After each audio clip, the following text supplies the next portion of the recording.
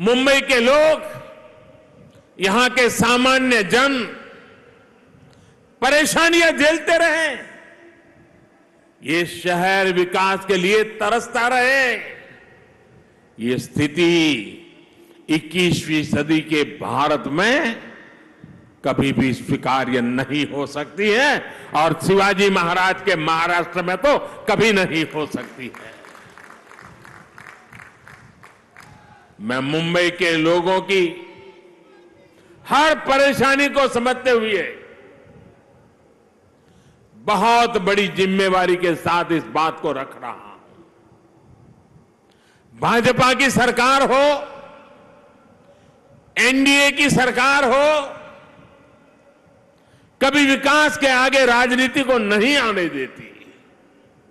विकास हमारे लिए सबसे बड़ी प्राथमिकता है।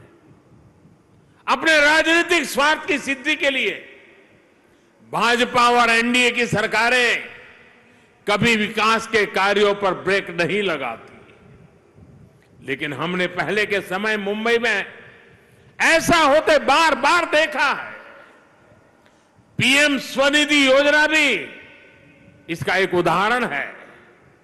हमारे शहरों में रेहड़ी वाले, पटरी वाले, ठेले वाले, ये काम करने वाले साथी जो शहर की अर्थव्यवस्था का अहम हिस्सा है, उनके लिए हमने पहली बार योजना चलाई।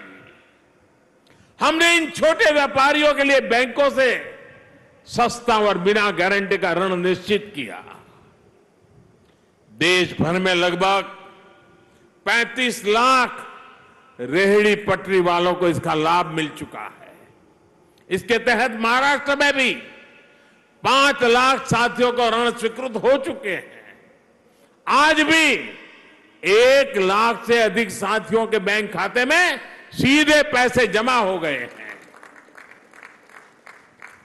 ये काम बहुत पहले होना चाहिए था, लेकिन बीच के कुछ समय में डबल इंजन की सरकार न होने के कारण हर काम में अड़ंगे डाले गए, रुकावटें पैदा की गई, जिसका नुकसान इन सभी लाभार्थियों को उठाना पड़ा।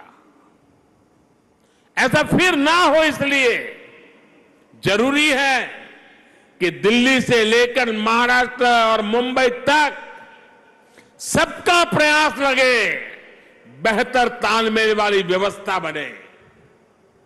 साथियों, हमें याद रखना है कि स्वनिधि योजना सिर्फ लोन देने की योजना भर नहीं है, बल्कि ये रेहड़ी पटरी और ठेले वाले हमारे साथियों का आर्थिक सामर्थ्य बढ़ाने का अभियान है।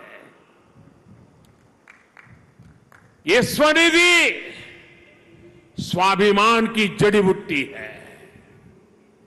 मुझे बताया गया है कि स्वनिधि के लाभार्थियों को डिजिटल लेन देन की ट्रेनिंग के लिए मुंबई में 325 कैंप लगाए गए, जिसके चलते हमारे रेहड़ी पटरी वाले हजारों साथी डिजिटल लेन देन शुरू कर चुके हैं।